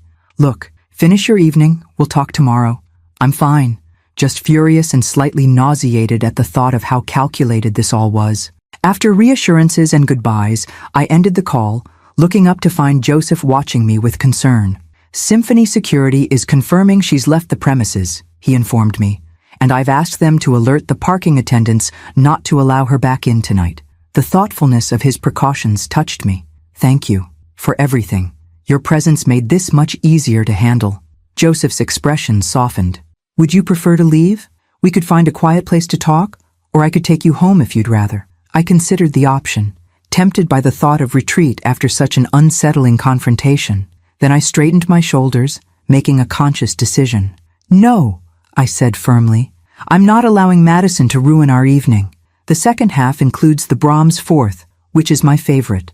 I refuse to miss it because of her theatrics." Approval and something warmer flickered in Joseph's eyes. "I was hoping you'd say that." As we returned to our seats, his hand found mine again, its steady warmth a reassuring anchor after the storm of Madison's appearance. The music, when it resumed, seemed to speak even more powerfully, its themes of struggle, resilience, and ultimate transcendence suddenly personal rather than abstract. By the time the final movement reached its powerful conclusion, I felt restored, not because the disturbing revelation about Madison had faded, but because I had chosen not to let it define the evening. Joseph and I had weathered our first crisis together, his steady presence a revelation in itself. Outside the symphony hall, standing close under the portico as we waited for the valet to bring his car, Joseph turned to me with unexpected seriousness. "Abigail," he said quietly, "I find myself increasingly drawn to you. Your grace under pressure tonight only confirms what I've sensed since our first unusual meeting. I'd very much like to continue seeing you, not just for occasional evenings out, but as a regular presence in each other's lives." The directness of his statement, neither pressuring nor ambiguous, took my breath away. After years of careful independence, the prospect of intentional connection carried both exhilaration and trepidation. "I'd like that too," I replied, my voice steadier than I felt. "Though I should warn you, my life seems to have developed unexpected, dramatic elements lately." Joseph's smile returned, warming his entire face. "I find I don't mind a little drama, as long as it's shared with the right person." As his car arrived and we prepared to leave the disrupted but ultimately salvaged evening behind, I found myself contemplating how quickly life could change, how a chance encounter in a jewelry store could set in motion a sequence of events that reopened doors I'd long considered permanently closed. Madison's desperate appearance had inadvertently highlighted something important: the contrast between manipulation and genuine connection, between calculated acquisition and authentic appreciation. In seeking to disrupt what was developing between Joseph and me, she had instead underscored its value. Some lessons arrive in unexpected packages. Sunday brunch had been a tradition in my household since the children were small, a time when electronics were set aside. Conversation flowed freely, and we reconnected as a family amid busy schedules. Though Emma and Sophia now lived across the country, Christopher and I had maintained the ritual when his schedule allowed. This particular Sunday carried additional weight after Madison's disturbing performance at the symphony. Christopher arrived promptly at 11, his expression more serious than usual as he helped me prepare our traditional spread of Belgian waffles, fresh fruit, and the special herb omelette his father had taught me to make decades ago. "Have you heard from her again?" I asked as we worked side by side in the kitchen. Christopher shook his head. "Not directly, but she sent flowers to my office yesterday with a card claiming she was manipulated by your mother's boyfriend into making those statements." He rolled his eyes. Apparently, Joseph used psychological warfare to trick her into revealing a non-existent plan. I nearly dropped the bowl I was holding. "That's absurd. Joseph barely spoke 10 words to her." "Exactly." Christopher's mouth tightened as he sliced strawberries with unnecessary force. "It's just another manipulation, trying to drive a wedge between us by casting you and Joseph as conspirators against our true love." The audacity was breathtaking. "Do you think she'll continue pursuing you?" "She'd better not," Christopher replied grimly. "I've documented everything.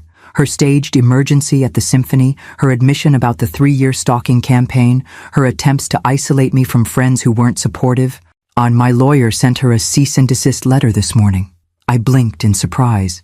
"You've spoken with a lawyer already?" "First thing yesterday." He scraped the strawberries into a bowl with efficient movements. "What she's done goes beyond a bad breakup, Mom. The calculated targeting, researching my routines, positioning herself in my path for years. It's predatory behavior. The trust fund admission just confirms her motives were never emotional." His clear-eyed assessment relieved me. The Christopher of 6 months ago might have wavered, might have been susceptible to Madison's inevitable attempts at reconciliation. This newer, more decisive version appeared immune to her manipulations. "Speaking of lawyers," he continued, his tone deliberately casual, "I've been reviewing the trust fund situation.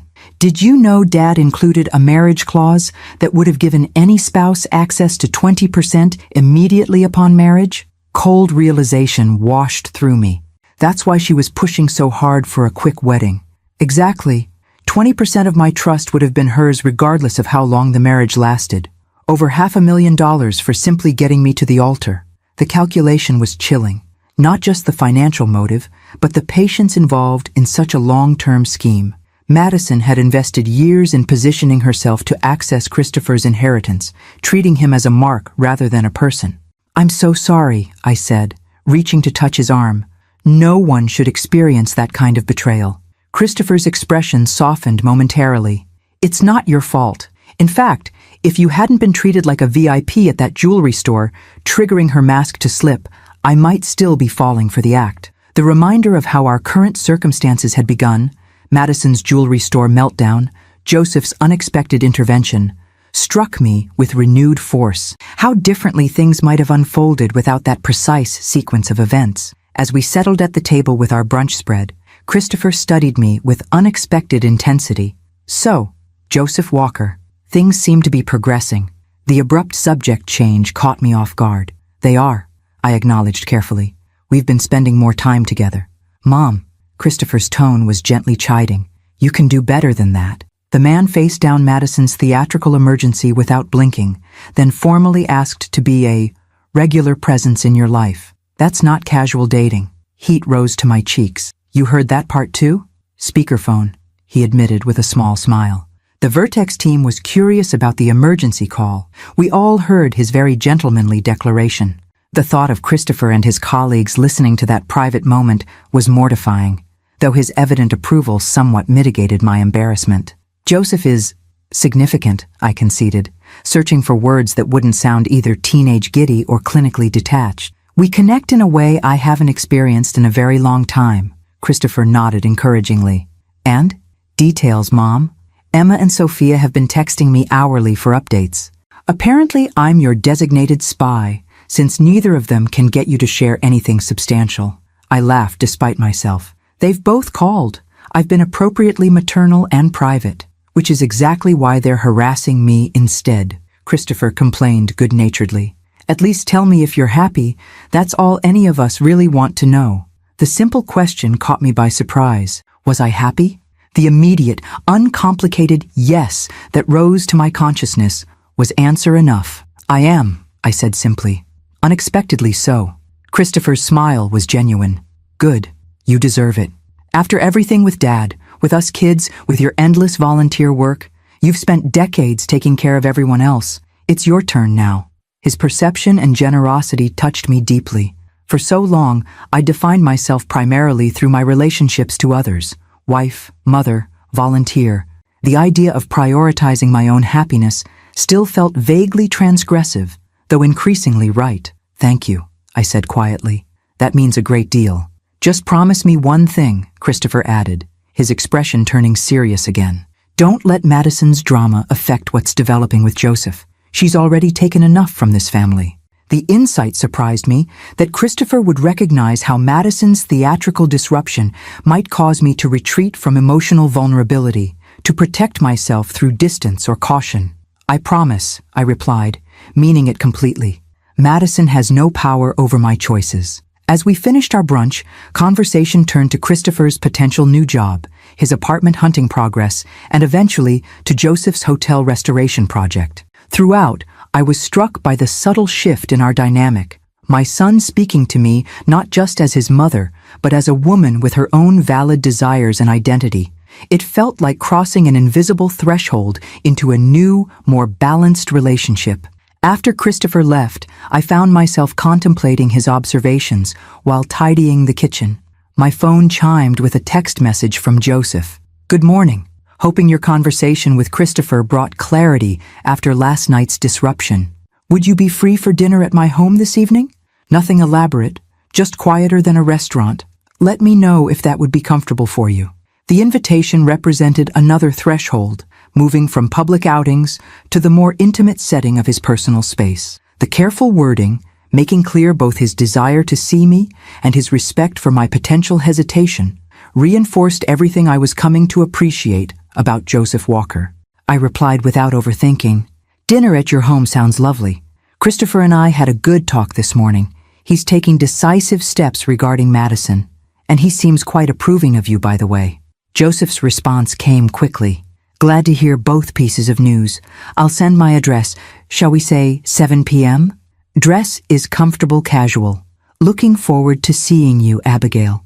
As I moved through my Sunday routine, reading the newspaper, answering emails from Symphony Fund committee members, watering the plants on my sun porch, I found myself contemplating the accelerating changes in my life. In just 3 weeks, I had gone from comfortable predictability to something far more dynamic.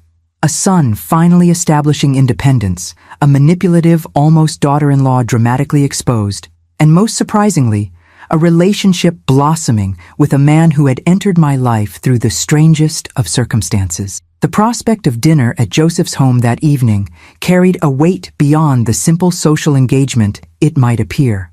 It represented another step toward something I had never expected to find again at 65, a genuine partnership based on mutual respect, shared values, and that indefinable chemistry that couldn't be manufactured or forced. For the first time in longer than I could remember, I found myself genuinely excited about the future, not just accepting of what might come, but actively anticipating it. Life, it seemed, still had surprises in store, even for those who thought their most significant chapters were already written. Joseph's home surprised me. I had expected something grand and imposing, a mansion befitting his success, perhaps in one of the city's exclusive, gated communities. Instead, his address led me to a renovated brownstone in the historic district, its elegant facade maintaining period authenticity while discreetly incorporating modern elements. The interior continued this thoughtful balance between preservation and innovation. Original hardwood floors gleamed beneath carefully chosen lighting. Contemporary furniture complemented rather than competed with architectural details that had been meticulously restored. Art adorned the walls, not the ostentatious status pieces that often populated wealthy homes, but a curated collection that revealed genuine appreciation for various styles and periods. "This is beautiful," I said, as Joseph gave me a brief tour. "Not at all what I expected." "Too modest for a supposed hotel magnate?" he asked with a hint of self-deprecation. "Not modest, authentic," I clarified. "It feels like a home rather than a showcase. There's intention in every detail." Joseph's expression warmed at my observation. That was precisely my goal. I spend my professional life creating spaces for others.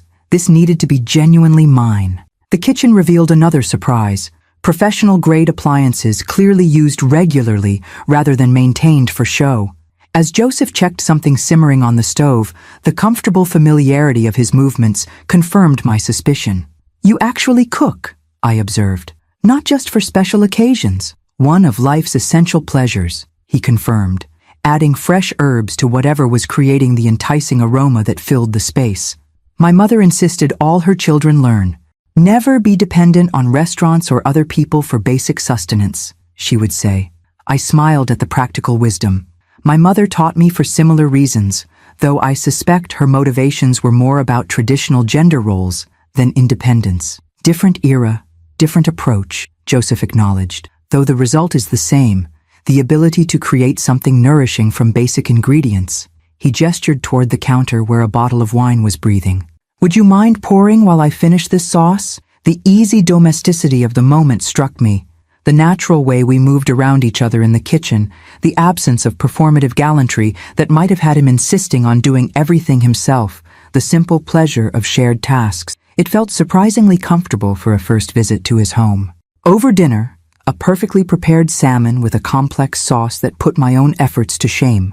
Conversation flowed with the same ease I'd come to expect in Joseph's company. We discussed books we'd recently read, shared memories of favorite travel destinations, and eventually circled back to the events of the previous evening. "I've been concerned about how Madison's disruption affected you," Joseph admitted, his expression serious. "That kind of calculated drama can be deeply unsettling." "It was," I acknowledged, "though not for the reasons she intended. I was initially terrified something had actually happened to Christopher. Once I knew he was safe, my primary emotion was retroactive horror at how thoroughly she had targeted him." Joseph nodded thoughtfully. "The premeditation is particularly disturbing. 3 years of positioning herself in his path suggests a level of calculation beyond ordinary manipulation." "Christopher has involved his lawyer," I said, relieved again by my son's decisive response. "He's taking it more seriously than I might have expected, which is reassuring." "Good. Clear boundaries are essential with someone that determined." Joseph refilled our wine glasses with the excellent Pinot Noir he'd selected. "And how are you feeling about it all now, a day removed?" The question was characteristic of him, looking beyond surface reactions to my deeper experience, genuinely interested in my perspective rather than simply offering platitudes or solutions. "Grateful, honestly," I replied after considering. "As disturbing as the situation is, I'm grateful it was exposed before Madison could legally entangle herself with Christopher or access his trust fund. And I'm grateful for your presence during the confrontation." Joseph's expression softened. "I'm glad I was there, though I have no doubt you would have handled it capably on your own." "Perhaps," I acknowledged, "but it was considerably better not having to." A comfortable silence settled between us as we finished our meal, the kind of quiet that feels connective rather than empty. Joseph seemed as content as I was to simply be present without filling every moment with words. After dinner, he led me to a small terrace overlooking a surprisingly lush garden tucked behind the brownstone. String lights twinkled among carefully tended plants, creating an intimate oasis that felt removed from the city surrounding us. "This is magical," I said, genuinely impressed by the transformation of what must have originally been a modest urban space. "My sanctuary," Joseph replied, settling beside me on a comfortable love seat. "After days of meetings and decisions affecting hundreds of employees and thousands of guests, this garden reminds me of a different kind of responsibility. The consistent care needed to help living things thrive." The philosophy resonated deeply. His recognition that creation and maintenance were equally important, that stewardship required both vision and consistent attention. It aligned with values I'd held throughout my own life, though I'd rarely heard them articulated so clearly by others. As the evening air cooled, Joseph placed a light blanket around my shoulders with thoughtful consideration. The gesture, simple yet attentive, exemplified what I was coming to appreciate most about him. The way he anticipated needs without making assumptions, offered care without creating dependency. "Abigail," he said after a moment, his voice carrying a new note of seriousness, "these past weeks since our unusual introduction have been unexpected in the best possible way. I find myself thinking about you throughout my days, looking forward to our conversations, appreciating your perspective on matters both significant and trivial." My heart quickened at his directness, though I remained silent, sensing he had more to say. "At our age," he continued with a small smile, "we've both experienced enough to recognize when something genuine appears. I don't want to rush what's developing between us, but I also don't want to be unnecessarily cautious simply because our connection formed quickly." "I feel the same way," I admitted, the words coming more easily than I might have expected. "There's a clarity to our interaction that's refreshing after years of careful independence." Joseph's hand found mine, his touch warm and steady. "I'd like us to be exclusive, to focus on exploring this connection without the complications of other relationships." The formal request, so different from the ambiguous seeing where things go approach that characterized modern dating, made me smile. "Are you asking me to go steady, Joseph Walker?" His laugh was warm and genuine. "I suppose I am, though that terminology dates us rather precisely, doesn't it?" "Yes, Abigail Cooper. I am indeed asking if you'll be my exclusive romantic interest." "I would like that very much," I replied, squeezing his hand gently. "Though I should warn you, I haven't been anyone's exclusive romantic interest in a very long time. I may be rusty at the role." "We can be rusty together," he offered, his eyes crinkling with humor and something warmer, "making up our own rules as we go." The conversation shifted to lighter topics as the evening continued, but a new awareness hummed between us, the recognition of intentional commitment, of choosing each other's company above other possibilities. For someone who had maintained careful emotional independence for 15 years, the decision felt simultaneously momentous and entirely natural. When Joseph drove me home later that evening, the goodbye at my door carried a different weight than previous partings. His kiss, when it came, was neither tentative nor presumptuous, a perfect balance of respect and genuine desire that left me momentarily breathless. "Good night, Abigail," he said softly, his hand lingering on mine. "Thank you for a wonderful evening." "Thank you for dinner," I replied, "and for everything else." He understood my meaning without elaboration, gratitude not just for the meal or the pleasant hours, but for the intentional care, the straightforward communication, the absence of games or manipulation that had characterized so many interactions in my post-divorce dating experiences. Inside, I moved through my nighttime routine with a sense of quiet wonder at how thoroughly my life had transformed in the span of a month, from comfortable predictability to unexpected connection, from maternal concern to romantic possibility, from a life defined primarily by what had ended to one suddenly rich with new beginnings. As I drifted toward sleep, I found myself contemplating the strange sequence of events that had led to this moment. How Madison's jewelry store meltdown had inadvertently opened the door to something genuine and meaningful with Joseph. How sometimes the most disruptive moments could lead to the most beautiful outcomes. Life's greatest gifts, it seemed, often arrived in the most unexpected packages. 3 months passed with a rhythm both novel and comfortable. Joseph and I established patterns that wove our separate lives into an increasingly connected tapestry. Tuesday dinner at his home, Friday evenings at cultural events, Sunday brunches that sometimes included Christopher when his schedule allowed. Between these anchor points, we shared spontaneous lunches, afternoon walks, and the occasional workday phone call just to hear each other's voice. My children adjusted to this new reality with varying degrees of enthusiasm. Christopher, having witnessed our connection from its unusual beginning, was openly supportive. Emma, my practical doctor daughter, approached the relationship with cautious approval, asking pointed questions during our weekly calls that gradually shifted from protective concern to genuine interest. Sophia, always my most romantic child, had declared it absolutely cinematic and demanded regular updates on the jewelry store hero who swept you off your feet. They act like I'm a teenager experiencing my first crush, I complained to Joseph one evening as we prepared dinner together in his kitchen. Sophia actually asked if we were Facebook official yet. Joseph laughed, the sound I'd come to treasure for its genuine warmth. And what did you tell her? That people our age announce relationships through interpretive dance, not social media, I replied dryly. She was not amused. Perhaps we should give her something more substantial to discuss, Joseph suggested, his tone deliberately casual as he focused on the vegetables he was chopping. The Walker Grand downtown opens officially next week. The Elizabeth Suite is completed, as is the rooftop garden. I was thinking, he paused, and I looked up from the sauce I was stirring. Yes? I was thinking you might consider spending the inaugural night there, with me. He met my gaze directly, his expression a careful balance of desire and respect. No pressure or expectations beyond what feels right to you. Just waking up together to watch the sunrise from the terrace. The invitation hung between us, its significance clear.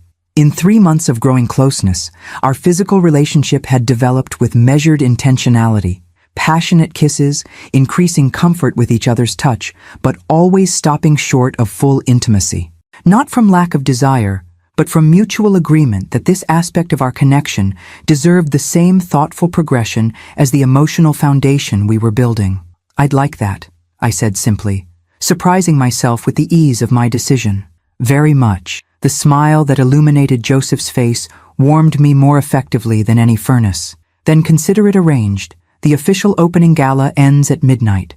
We'll have the entire building to ourselves afterward. Very convenient owning the hotel, I observed with a smile.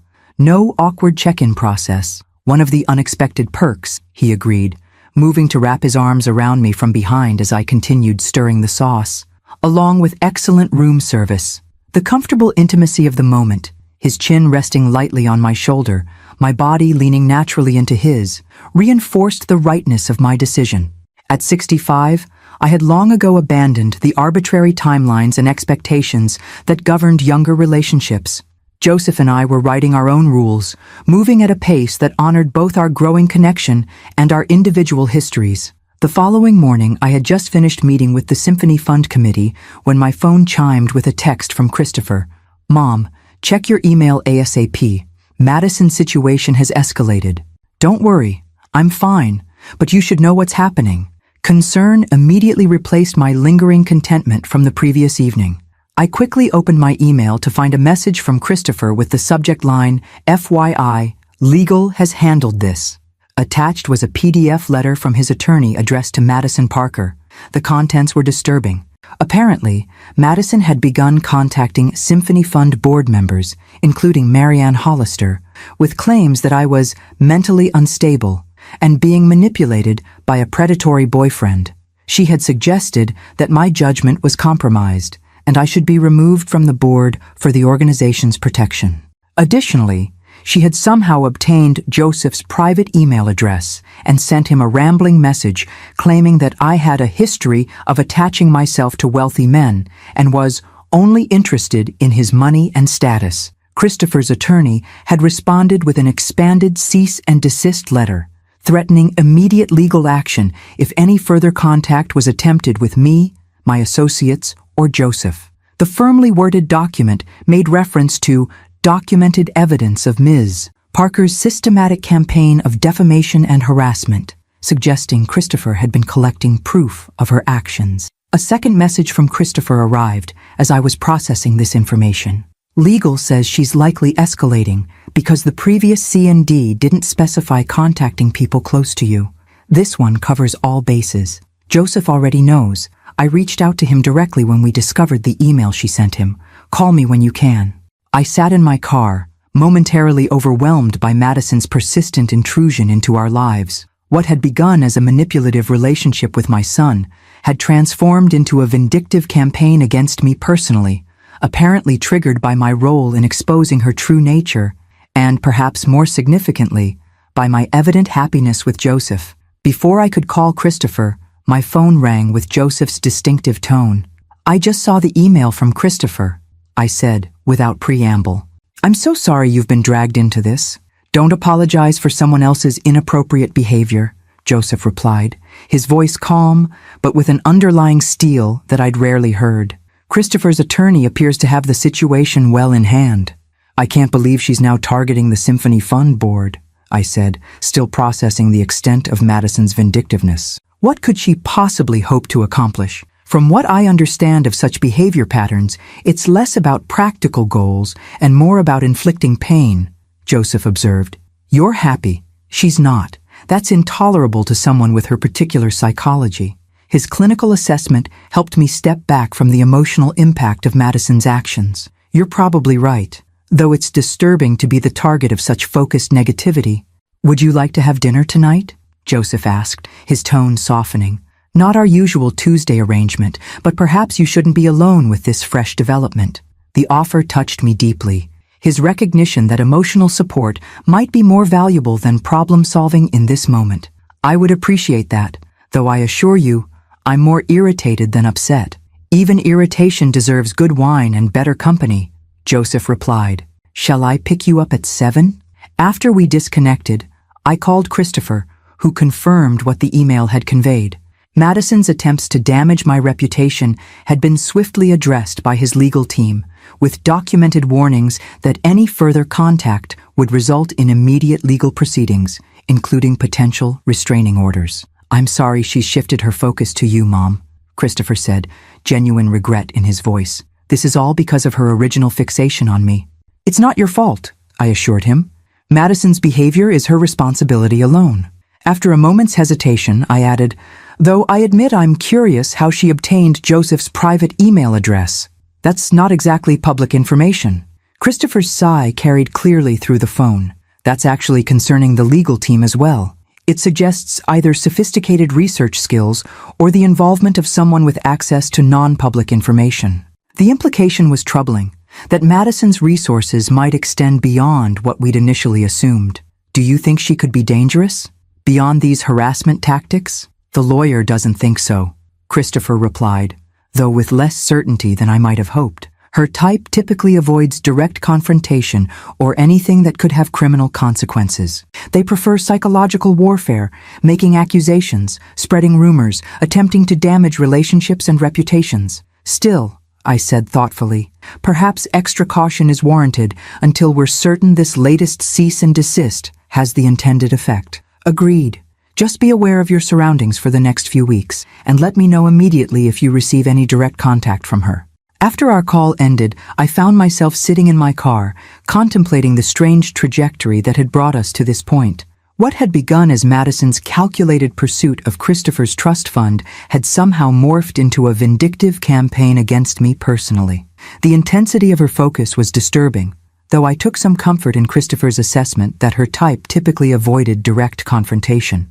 That evening, Joseph arrived at my home precisely at 7, a bottle of excellent wine in hand and concern evident in his expression despite his warm smile. "How are you really?" he asked once we were settled in my living room, glasses of Cabernet on the coffee table between us. "Honestly?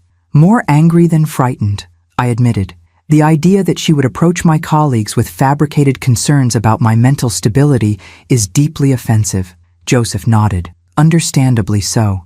Though from what Christopher shared, the Symphony Fund board members who received her messages were more concerned about her stability than yours. This made me smile despite my lingering irritation. Marianne did call to make sure I was aware of the situation. She described Madison's message as concerning in its intensity and assured me that no one took the accusation seriously. "A testament to your reputation and standing in the community," Joseph observed. "Madison fundamentally misunderstood the strength of your relationships if she thought anonymous accusations would undermine decades of demonstrated character." His perception helped shift my perspective from personal affront to recognition of the ineffectiveness of Madison's tactics. My standing with the Symphony Fund and other community organizations was built on years of reliable service and genuine connection. A desperate attempt to undermine that foundation was unlikely to succeed. "What about her message to you?" I asked, still troubled by this direct attempt to damage our relationship. "Christopher mentioned she sent something to your private email," Joseph's expression hardened momentarily before settling back into its usual composed warmth. A rather transparent attempt to create doubt about your intentions, suggesting you have a pattern of targeting wealthy men and that I'm merely the latest victim of your supposed gold-digging tendencies. Despite the seriousness of the situation, I couldn't help a small laugh at the absurdity. Yes, my decades of volunteer work and modest lifestyle clearly indicate a master plan to trap unsuspecting millionaires. Precisely why it was so ineffective, Joseph replied with a smile. Anyone who knows you, or has spent more than 20 minutes in your company, would recognize the accusation as completely inconsistent with your character. As we transitioned to preparing dinner together, a simple pasta dish assembled from ingredients in my refrigerator, I felt the tension Madison's actions had created gradually dissipating. Joseph's steady presence and uncomplicated support provided exactly the balance I needed, taking the situation seriously without allowing it to overshadow everything else. The irony, I observed as we sat down to eat, is that Madison's attempts to damage our relationship have actually highlighted its strength. 3 months ago, this kind of external stress might have created uncertainty or distance between us. And now? Joseph asked, his expression warm with interest. Now it feels like something we're navigating together, I replied simply.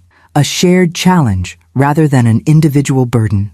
Joseph reached across the table to take my hand, his touch conveying understanding beyond words. That's the definition of partnership, isn't it? Not the absence of difficulties, but the commitment to face them as a united front. The observation resonated deeply, a reminder that relationships were tested not only in moments of celebration, but in how they weathered unexpected storms. By that measure, what Joseph and I were building showed remarkable resilience for its relatively young age. As we finished dinner and moved to the living room with fresh glasses of wine, Joseph's phone chimed with a message. He checked it briefly, then turned to me with an expression of pleased surprise. The final inspection of the Elizabeth suite was completed today, a few days ahead of schedule, he said. The entire hotel is officially ready for next week's grand opening. That's wonderful news, I replied, genuinely happy for this milestone in a project that had been so personally meaningful to him. Elizabeth must be thrilled. She's suitably unimpressed, Joseph said with affectionate humor. Her exact words were, "It had better be ready, given what you've spent on it." My sister has never been one for effusive praise. I laughed, having heard enough about Elizabeth to recognize the dynamic. Family keeps us humble. Indeed they do. Joseph hesitated briefly, then continued with a hint of uncertainty I rarely witnessed in him. I was wondering, would you consider changing our plans slightly? The suite is ready now, not just next week. We could have our special evening after dinner on Friday rather than waiting for the official opening. The invitation, spontaneous rather than carefully planned, carried a different energy than our previous discussion. There was something appealingly impulsive about adjusting our timeline, about seizing the moment rather than adhering to a predetermined schedule. I'd like that, I said, surprising myself again with the ease of my decision. Friday sounds perfect. Joseph's smile conveyed both pleasure and something deeper, perhaps appreciation for my willingness to embrace spontaneity alongside our usual thoughtful planning. Then consider it arranged. I'll have everything prepared. As the evening continued with comfortable conversation and eventually a lingering goodnight kiss at my door, I found myself contemplating the unexpected journey of the past 3 months. From a chance encounter in a jewelry store to a relationship that had quickly become central to my daily life. From Madison's manipulative presence to the stronger connection that had emerged partly in response to her machinations. Life's strangest detours, it seemed, sometimes led to the most meaningful destinations. Friday evening arrived with the particular glow that sometimes accompanies significant transitions, a quality of light that seems to acknowledge the threshold being crossed. I packed an overnight bag with deliberate care, selecting items that balanced practicality with the specialness of the occasion. Joseph had arranged for a car to collect me at 7, insisting that I deserved to be chauffeured rather than driving myself to our special evening. The gesture was characteristic of him, attentive without being overwhelming, thoughtful in ways that enhanced rather than restricted my independence. The Walker Grand Hotel stood illuminated against the darkening sky, its restored facade a testament to Joseph's vision and attention to detail. Though the official opening remained a week away, Soft lighting revealed the building's architectural features, showcasing the careful balance of historical preservation and modern functionality that defined the project. Instead of the temporary entrance I'd used during our tour, the driver pulled up to the main doors, which opened to reveal Joseph waiting in the otherwise empty lobby. He wore a charcoal suit that complemented his silver hair, casual elegance rather than formal stiffness. "Welcome to a very private preview," he greeted me, taking my overnight bag with one hand while offering the other to help me from the car. Currently, the hotel's only guests are its owner and his very special companion. The lobby was even more impressive than during my tour, now fully furnished with period-appropriate pieces that complemented the restored Art Deco details. Fresh flowers occupied strategic locations, their subtle fragrance enhancing the atmosphere without overwhelming it. "This is extraordinary," I said, genuinely awed by the transformation. Seeing it complete after witnessing the restoration in progress makes it even more impressive. Joseph's expression warmed with evident pleasure at my appreciation. That was my hope, that experiencing the during would make the after more meaningful. He guided me toward the elevator, his hand resting lightly at the small of my back. "Dinner is arranged in the Elizabeth Suite. I thought you might prefer privacy for our evening, rather than the main restaurant." The thoughtfulness of this arrangement touched me, recognition that while we were comfortable in public together, this particular milestone deserved intimate space without external observation. The Elizabeth Suite took my breath away all over again. Now fully furnished and styled, the two-story space balanced luxury with genuine comfort. The sitting area featured soft lighting from vintage-inspired fixtures, while the dining table near the windows was set for an intimate dinner for two, complete with candles and fresh flowers. Most striking, however, was the terrace beyond the floor-to-ceiling windows. Joseph had transformed it into a private garden oasis, potted plants creating natural boundaries, string lights casting a gentle glow, and a small fire feature providing both warmth and ambient light in the evening air. "Joseph," I breathed, momentarily overwhelmed by the evident care he had invested in creating this setting. "This is beyond anything I could have imagined." "I wanted our first evening here to be special," he said simply. "A proper beginning for this new chapter." As we moved to the terrace for pre-dinner champagne, the city stretched before us, lights twinkling as dusk deepened into evening, the distant hum of traffic creating a gentle background rhythm. Despite being in the heart of downtown, the space felt like our own private world, elevated above the bustle below. "A toast," Joseph suggested, raising his glass, "to unexpected beginnings and second chances." "To jewelry store rescues and impromptu marriages," I added with a smile, clinking my glass against his. His laugh, warm, genuine, one of the first things I'd been drawn to about him, filled the space between us. Certainly the most unusual introduction I've ever experienced. "I've been meaning to ask," I said, curiosity finally overcoming propriety. "What made you intervene that day? You could have simply alerted security or the store management." Joseph considered the question thoughtfully. "Instinct, primarily. Seeing Madison's aggression toward you triggered something protective I didn't entirely understand in the moment." He paused, his expression softening. "Though I admit, I'd noticed you earlier, browsing near the vintage section. Something about your grace and self-possession caught my attention. When I heard the commotion and realized it involved the elegant woman I'd been surreptitiously admiring, the response was automatic. The revelation that he had noticed me before the confrontation, had found me appealing independent of the dramatic circumstances, warmed me unexpectedly. "So you weren't just being chivalrous to any random woman being accosted," I teased gently. "You had ulterior motives, entirely honorable ones," he assured me with mock seriousness, though I hadn't planned to introduce myself as your husband quite so abruptly. We laughed together at the absurdity of our beginning, how a moment of spontaneous intervention had set in motion everything that followed. As dinner was served by a discreet staff member who appeared and disappeared with professional efficiency, our conversation continued to flow with the ease that had characterized our relationship from the start. Over exquisitely prepared courses that showcased the hotel's culinary program, we shared stories we hadn't yet exchanged. My early ambitions to become a concert pianist before practical considerations led me toward business administration. His first failed hotel venture that taught him more than his subsequent successes. my complicated relationship with my ex-husband that had eventually transformed into distant cordiality for our children's sake. "I've been wondering," Joseph said as we lingered over dessert, "if you ever heard anything further from Madison after the cease and desist letter?" I shook my head. "Complete silence, which is something of a relief. Christopher's attorney believes the threat of legal action was finally enough to penetrate her self-absorption." "I'm glad," Joseph replied, his expression serious. "Her fixation was concerning, particularly when it shifted from Christopher to you." "I suspect she saw me as the primary obstacle to her plans," I observed, first for exposing her behavior to Christopher, then for apparently moving on to happiness while she was thwarted. "A fundamental misunderstanding of cause and effect," Joseph noted.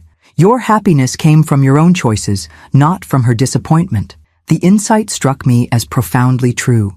Madison had viewed life as a zero-sum game where her success required others' losses. What she couldn't comprehend was how genuine connection created expanding possibilities rather than competing interests. As we moved from the dining area to the comfortable seating near the fireplace, Joseph refilled our wine glasses one final time. The atmosphere between us had shifted subtly, the easy conversation now interwoven with an awareness of the evening's natural progression, of the sweet that surrounded us with its obvious implications. "I've been thinking," Joseph said, setting down his glass and turning slightly to face me directly, "about time and how differently it feels at our age compared to when we were younger." I tilted my head questioningly, intrigued by this philosophical turn. "In my 20s and 30s, he continued, time seemed abundant, almost unlimited. Decisions could be postponed, opportunities deferred, relationships explored at leisure, because there would always be more time ahead." I nodded, recognizing the perspective he described, the illusion of immortality that accompanies youth. Exactly. But now, his expression grew more intent, I find myself acutely aware of time's value, not in a morbid sense, but in a way that clarifies priorities and eliminates patience for anything less than genuine connection. His hand found mine, warm and steady in its gentle pressure. "What I'm trying to say, perhaps inelegantly, is that these months with you have brought a clarity I wasn't expecting at this stage of life, a certainty about what matters and who I want to share my remaining journey with." My heart quickened as I recognized the direction of his words. "Joseph, I'm not proposing marriage," he clarified with a small smile. "At least, not tonight. That feels like a conversation for another moment, after more time together. But I am proposing intention, a deliberate decision to build a future together, whatever shape that might take." The distinction touched me deeply. His recognition that commitment could exist without immediately defaulting to traditional structures, that at our age and stage, we could define our relationship on our own terms. "I would like that very much," I replied, my voice steadier than the emotion rising within me might have suggested. Building a future together, deliberately and intentionally. Something shifted in Joseph's expression, relief, joy, and a deepening tenderness that made him appear somehow younger and more vulnerable than his usual composed self. "I love you, Abigail," he said simply. "I didn't expect to feel this way again at 68, but here we are." The words, direct, unembellished, genuine, unlocked something I had been holding carefully controlled within myself. "I love you too," I replied, the declaration feeling both momentous and entirely natural, more than I thought possible at this stage of life. When he drew me closer, his kiss carried a new quality, not just affection or desire, but a promise of continuity, of chosen connection, extending into whatever future we might create together. Later, as we stood on the terrace watching the city lights shimmer below us, Joseph's arms encircled me from behind, his chin resting lightly on my shoulder, in a posture that had become comfortingly familiar over recent months. "What are you thinking?" he asked, softly. "About unexpected trajectories," I replied honestly. 3 months ago, I was a 65-year-old widow with a predictable routine and limited expectations for my personal future. Then Madison created a scene in a jewelry store. You intervened with that outrageous husband claim, and somehow we ended up here, he completed, tightening his embrace slightly. 2 people who might never have met otherwise, finding exactly what we didn't know we were looking for. The observation captured perfectly what I'd been struggling to articulate: the beautiful improbability of our connection, formed through circumstances neither of us could have anticipated or planned. Life's strangest detours sometimes lead to the most meaningful destinations, I murmured, voicing the thought that had been recurring throughout our evening. Joseph turned me gently in his arms, his expression carrying a depth of emotion that needed no verbal elaboration. "In that case," he said softly, "I'm profoundly grateful for unexpected detours." As we moved inside, closing the terrace doors against the cooling night air, I found myself filled with a quiet certainty that had been absent from my life for many years. Not the youthful confidence that assumes permanence and perfect outcomes, but the mature recognition that genuine connection, however it arrives, deserves to be honored, nurtured, and celebrated. The future would bring its inevitable challenges. Madison might reappear with new schemes, though her power to disrupt had diminished with each unsuccessful attempt. Christopher would continue his journey toward greater independence and responsibility. Emma and Sophia would adjust to their mother, having a significant relationship beyond their family circle. Joseph and I would navigate the practical questions of how to blend our separate lives into a shared future. But tonight, in this beautiful space that represented Joseph's vision and care, those considerations belonged to tomorrow. Tonight was for recognizing the extraordinary gift we had stumbled upon through the strangest of circumstances. A second chance at partnership, at joy, at the particular intimacy that comes from being truly seen and valued by another person. As Joseph led me toward the bedroom, with its sweeping views of the city now transformed into a tapestry of lights against darkness, I reflected on how thoroughly my expectations for this chapter of life had been upended. The comfortable predictability I had accepted as my portion had given way to something far richer, a relationship that honored my past while opening doors to an unanticipated future. Second chances, Joseph had called it in his toast. But it felt like more than that. Not merely another opportunity at something familiar, but the discovery of possibilities I hadn't known to look for. A first chance at something entirely new, arrived at through the accumulated wisdom and self-knowledge that only decades of living could provide. Whatever label might apply, one thing was certain: Madison's jewelry store meltdown had inadvertently delivered the most unexpected and precious gift, a beginning disguised as an ending, a future unfolding from what had seemed a closed chapter. Sometimes, it seemed, life's most beautiful offerings arrived in the most improbable packages.